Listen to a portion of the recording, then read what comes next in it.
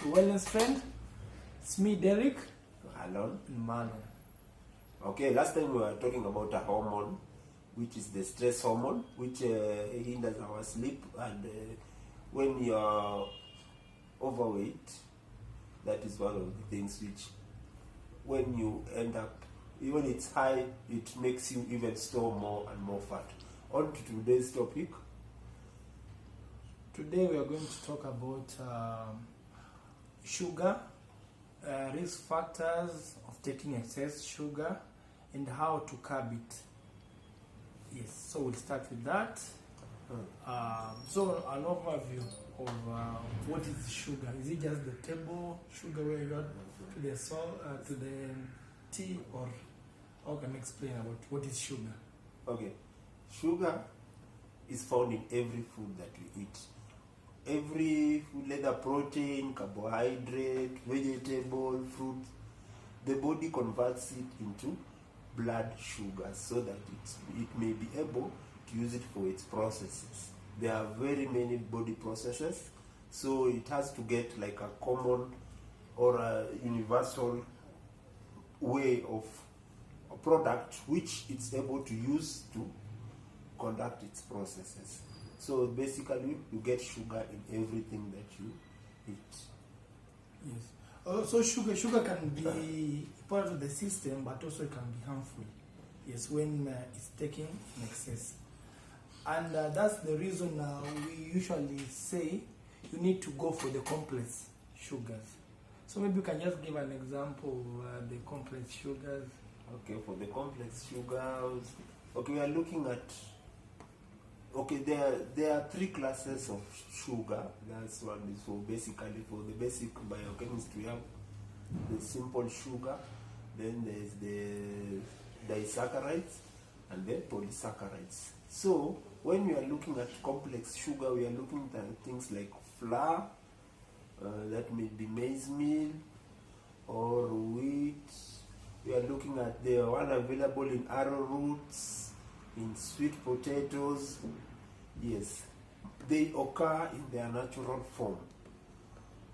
Now it's from the complex sugar is when we break down, we get the sugar for the one used in tea, the refined sugar, and then we also find there is also another sugar, the simple, the disaccharide, which is the one we use in tea, is the one also available in the fruits, like the apples, the bananas, the pineapple, and also in honey.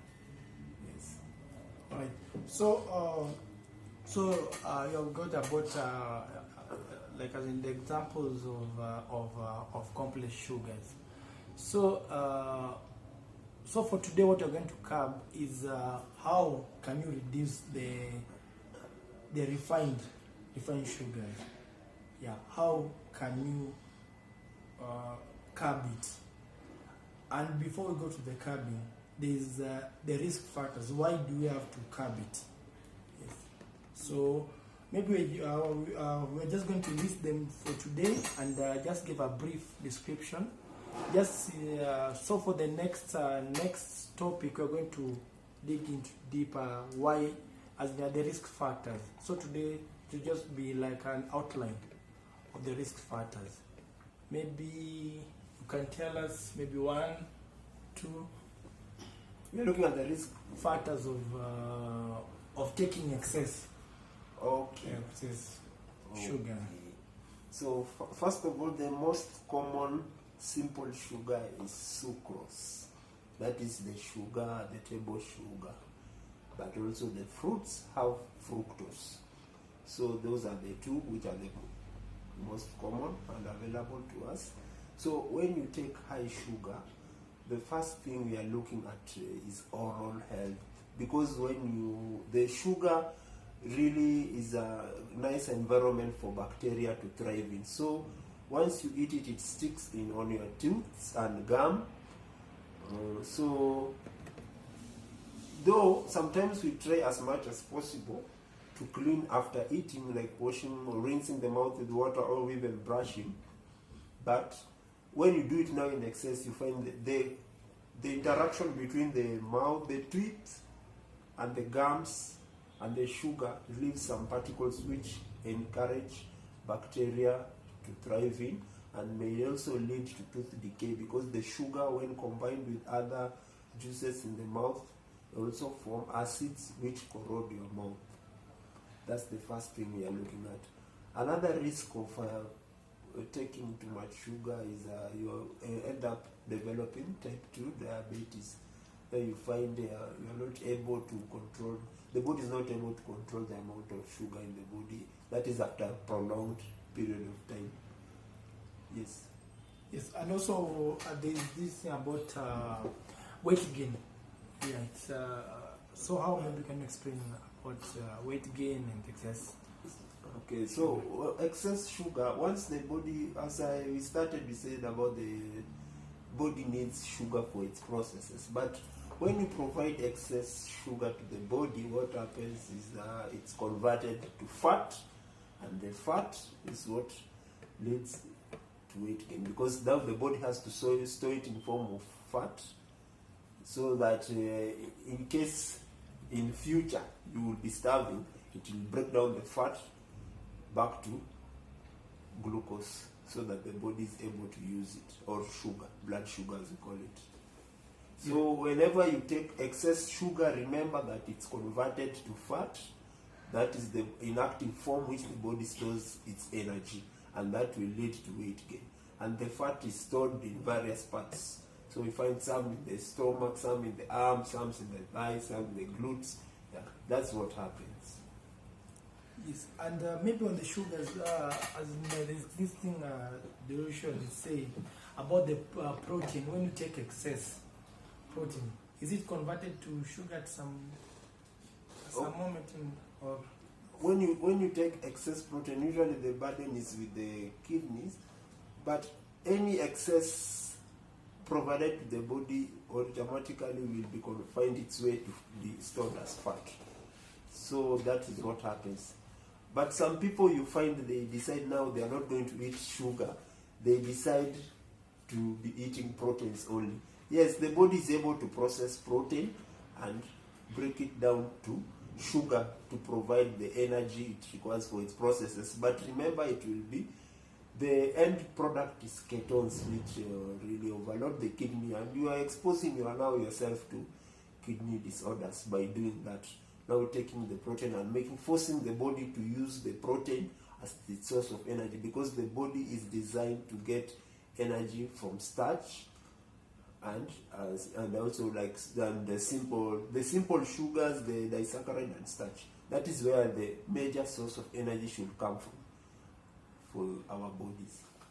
Okay, and we also have how do you call it? It also affects the brain and the heart.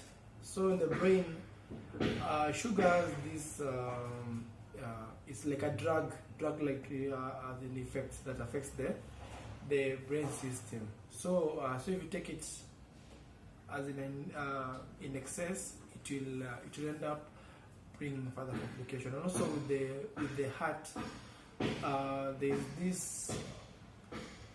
You see, when you take sugar, the insulin is required to burn the sugar that you have taken. So when you take it in excess, it means that it will secrete, like the body will secrete more insulin, and at the end of the day, the excess insulin will go into the arteries, and this will cause things like inflammation, and then at the end of the day, it will end up stressing the heart, which may end up with heart attack and etc. So, Marlon, anything that you can add? In addition to the effect on the brain, the cognitive function of the brain is also affected by too much sugar intake. That's why even for children, it's not recommended that you put too much sugar, or sometimes we even recommend you try and avoid, just train the child on how to take their meals without sugar, so that at least by the time they are introducing the sugar, the cognitive development of the brain is complete or somehow developed. Right. So, and also the anxiety, yeah, can you say?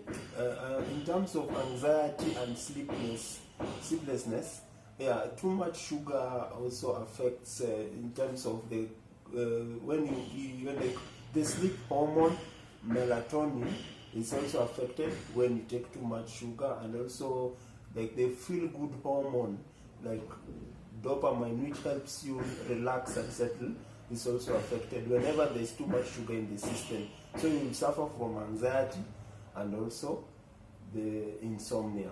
Those are the cases you find when somebody just takes too much sugar. Yes. So at least we have talked about the risk factors that are associated with taking excess sugar. So let's, no, but in our upcoming videos, we're going to dwell more on the risk factors and explain more in details. So maybe now what we're going to do is just how will I like reduce the consumption of sugar? That's the question that's begging or disturbing everybody. So we're just going to give a few, and we can like, and also as in we'll try to give a bit of explanation on each. So let's go to the how can I curb taking excess or the sweet tooth? How will I reduce the sweet food? Maybe Marlon can explain one of first. them. Okay, into the first of how to. The first thing you are looking at is balanced diet. Having a balanced diet, of course, will ensure that you take a little bit of everything that your body needs. Therefore, the craving or the need to take more will be lessened further, because when you take balanced diet, which has the carbohydrates, which mostly the recommended ones are the complex carbohydrates, then vegetables, which have roughage or fiber, and protein, the system is balanced, because I see the cravings are mostly hormonal in nature. So because of the imbalance in the body is when the body now detects it as I need more sugar, I need more sugar. So that part of the brain won't be triggered when you eat balanced meals. And also we are looking at the meal balancing in terms of the types of foods, the food groups, all of them are included, or a variety, and the portioning. In the previous video we talked about the portioning, you can refer to it. Then you see the two have to go hand in hand. You can't say I'll be having a balanced diet but you don't know how to portion, because even if you balance it and the portion is excess, there's still nothing you're doing. You still have that excess sugar in the meals. And if you know how to portion but it's not balanced, also the reverse is true, because now you'll be having balanced but still you'll be lacking some things. In the end you'll be having the craving. So that's a very important point to note. That's with that. All right. Maybe in the second one, maybe we can also talk about it's called drinking plenty of water. So meaning your system, you see, as in your system needs a certain amount of water just to function normally, just to for metabolism and all that, and also carrying the as we call it, the nutrients to different parts of the body. So meaning if let's say you are dehydrated, you don't drink enough water, or maybe your body doesn't absorb enough water, it means that there are some parts, or maybe there's a time that you need like the sugar, but now it has not been transported, because the only mode of transport the only mode of transportation is water. So meaning if you're dehydrated, it means that there are systems that might miss that, and your system, your brain might trigger that maybe you are lacking, maybe you don't have the energy, and maybe you feel the sugar crave. Yes.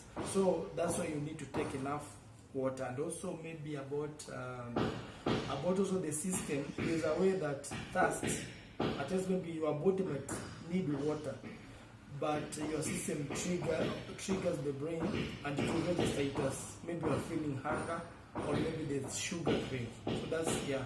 So maybe you need like maybe that's how maybe we, as in we do a, like as in we do advise people maybe at times when you feel hungry, at times try a glass or half a glass of water before having food. You'll find that maybe even like maybe you feel that maybe at times it's just the hunger, not the sugar crave. Yes. So that's the second one.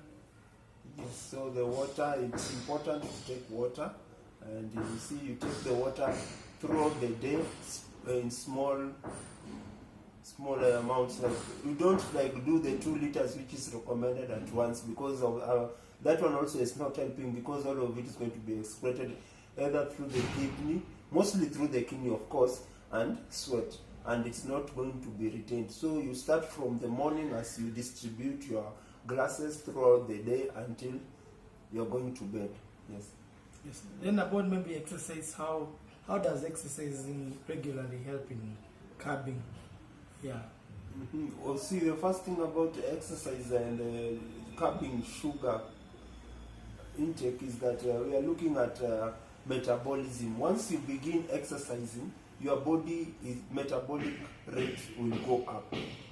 That is one thing. That is why you find every time you exercise, the first reaction for the first time is you will become hungry. But as with time and the system readjusts, because the system is trying to recalibrate itself and get itself working properly, it will stabilize, and continuously working out helps the body to able to regularize the sugar which it has in the body. That's why you won't be having the spikes and the lows. So as you continue working out, the body takes out the toxins, manages to handle the sugar which is provided effectively, and also you see the fat you're going to burn during the workouts is also another factor we are looking at in terms of the cells response to insulin, because when the fat is high, the cells become insulin resistant, and the vice versa is true. So you reduce the fat, the insulin intake or the usage in the body becomes more effective, therefore sugar craving goes down, and in the long run you find your intake will be normal and you won't be having the craving or the need to take excess. Yes, maybe on the exercise also we can say maybe the exercise helps to balance the hormones. Yes, and when you have and you know how the hormonal imbalance really affects how you crave for sugar. So also exercise helps you to balance it, and in the long run it will help in curbing taking excess. Then the last one, we can talk about the junks. Maybe how, if you avoid junks, how does this help in reducing? Yeah. When it comes to junks, we are mostly referring to the processed foods. They have refined sugars. What happens is when you take refined sugars, all that sugar is going to be dumped into the bloodstream. What happens? The system now has a lot of sugar. It's flooded. It secretes insulin so that the sugar can be lowered now the body, so that the body functions normally. So the more you take, the more insulin is secreted into the system, and the more insulin is taken to the system, the cells will start becoming resistant to the insulin, because the sugar is now in the cells to help them perform, but now the insulin is in excess, so they have to resist it so that they are able to function with the sugar they have, so that not all of it is converted into the deactive form of sugar, glycogen. So the moment you reduce or you just avoid processed food totally, the body automatically learns on how to handle the sugar it is being provided with. So you just avoid the junk food, and the sugar regulation process will be okay in the body. Alright, so just summary, you have said to curb the sugar crave or the sweet tooth, it's drinking plenty of water, taking a balanced diet, exercising regularly, and avoiding junk food. So we just want to ask subscribe, share, like, yes, and comment. Tell us what we need to do more. I'll suggest topics you need us to discuss, and be sure on the next video we're going to talk about